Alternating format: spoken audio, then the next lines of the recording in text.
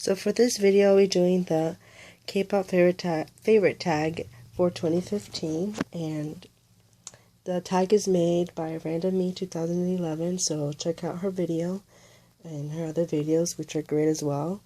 So the album that for the first question is favorite album of 2015. So how I'm gonna do this, I'm gonna choose a boy group and a girl group. So for the best album for 2015, I would have to say EXO's Love Me Right. For me, all the tracks are great. There's no filler tracks. Like, I think EXO doesn't have any bad songs in their discography. Well, for me, and that's because the sun gives EXO their best songs. And for girl groups, I don't have the album with me right now, but I ordered it, and it's FX's Four Walls. For the next question is favorite photo book concept, and I have two. One is Nine Muses 2014 special summer, not 2014, summer special album. I liked it because it fits the whole summer vibe, and it comes with a little extra photo book, photo book right here, and the pictures are really nice. So I'll just give you how it looks like. It just fits the overall feeling of the album, and I just think it fits the summer thing that they were going for. And the other album is FT Island's, I think fifth or sixth album, and I Will. This is the special limited edition. It's really nice. I'll just show you some of the pictures. It has a bunch of pictures of them in Paris. I just like the overall photo book. It's really nice. You can get to see Paris. For the next question is favorite solo album. So I have two. One for Gain, Hawa, and this was Gain's year. She had two singles, Paradise Lost and Apple, but all the songs in here are really good. So definitely get this if you really like the songs. And for male solo is Hyungsung's solo debut, My.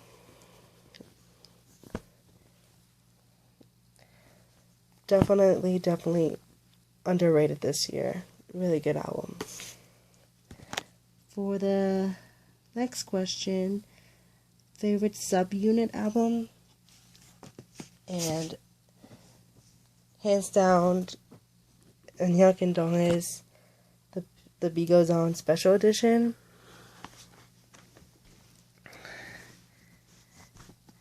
This has 13 tracks. Some old, some new. Definitely amazing. I loved the title track, Growing Pains, written by Donghae, who's my bias in Super Junior. Yeah, everyone needs to get this album. The next question is favorite packaging. So I have two that I really liked, and one of them is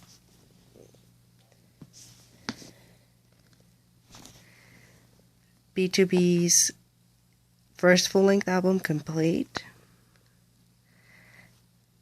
It's packed with a bunch of goodies. It's really heavy, it's really big.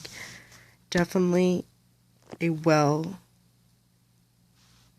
packaged first album for B2B. Finally, Cube gave them their first full-length album. And for the other one is B2B, not B2B, Infinite's Realities limited edition. Love the photo book, love the concept, love the songs. Perfect. I'm glad I got this early because now it's out of print. And it's a shame because it's probably my favorite B2B release in terms of packaging. The next question is least favorite packaging, and I picked two albums as well. I know it's kind of cheating, but everyone probably talked about this. 17 Carat. I got it signed. I hate this packaging. Mine's in fairly good condition, but I know a bunch of people's is not. It's really, I cannot put this with my other albums. I have to put this separately because it's just so cheap. And then the other one, which was a stupid idea, JYP, 2PM's fifth album, number 5. This stupid. This is almost coming off. It's impossible to store. It's a better album than Go Crazy in terms of music, but this packaging is the worst. Oh. Why, JYP? Why? For favorite Japanese or any other language, I ordered B2B's singles, but they haven't arrived, so I guess those, but I don't have them right now. B2B has really good Japanese singles. For an album that surprised me this year, definitely Wonder Girls Reboot. One of the best albums this year. It's very cohesive. The songs, they all flow together. There's no filler tracks. I was really surprised because I was wondering what the Wonder Girls were gonna do since Sunya was pregnant and now she starting her whole life outside of K-pop, and then Sumi had her solo, and Yenny had her solo, and Lim was doing some shows in Arirang, and she was featuring in some people's songs, and she was also just doing a bunch of photo shoots. So I was like, what are they gonna do? But I'm glad they're back. They definitely changed up their whole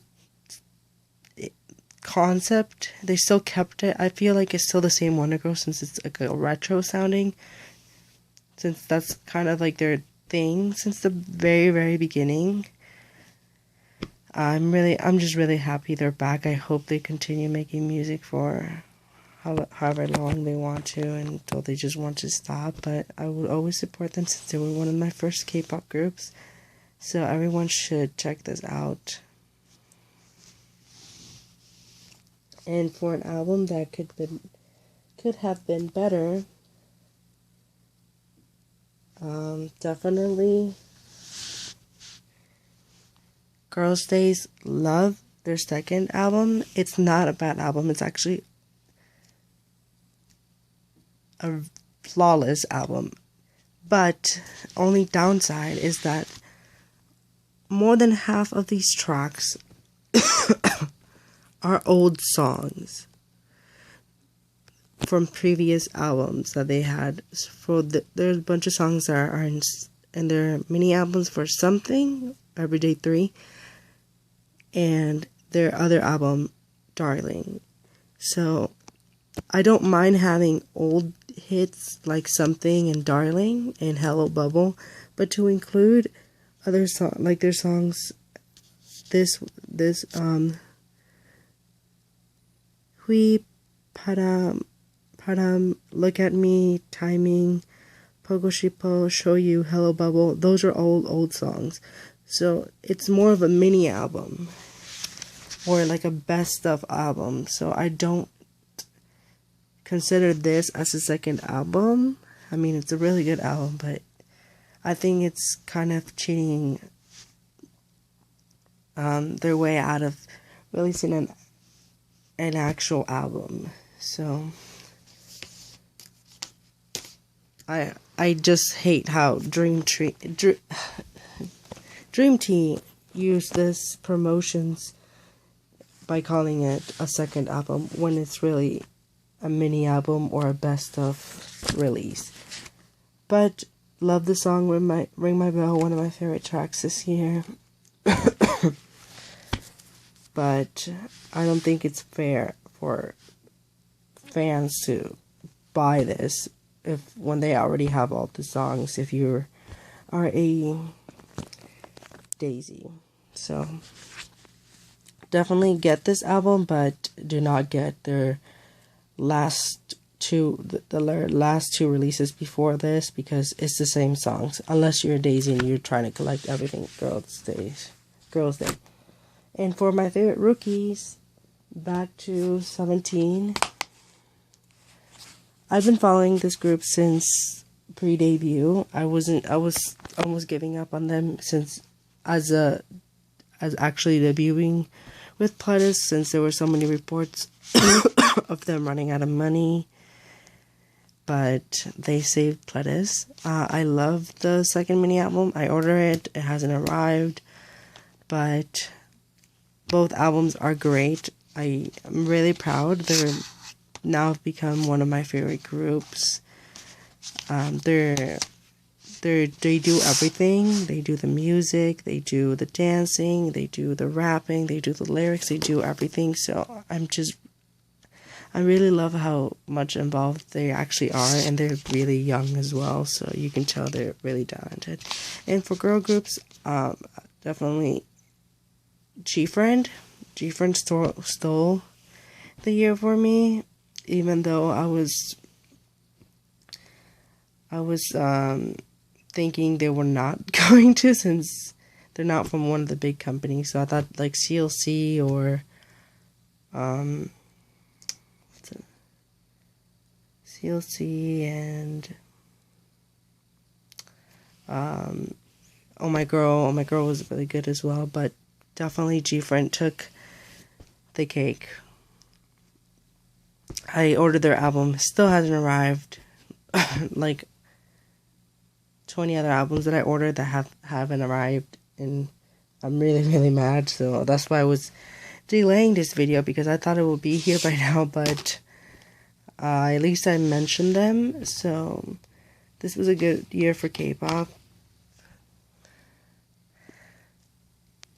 and I can't wait to see what's in store for next year. So stick around for more videos, and Happy New Year.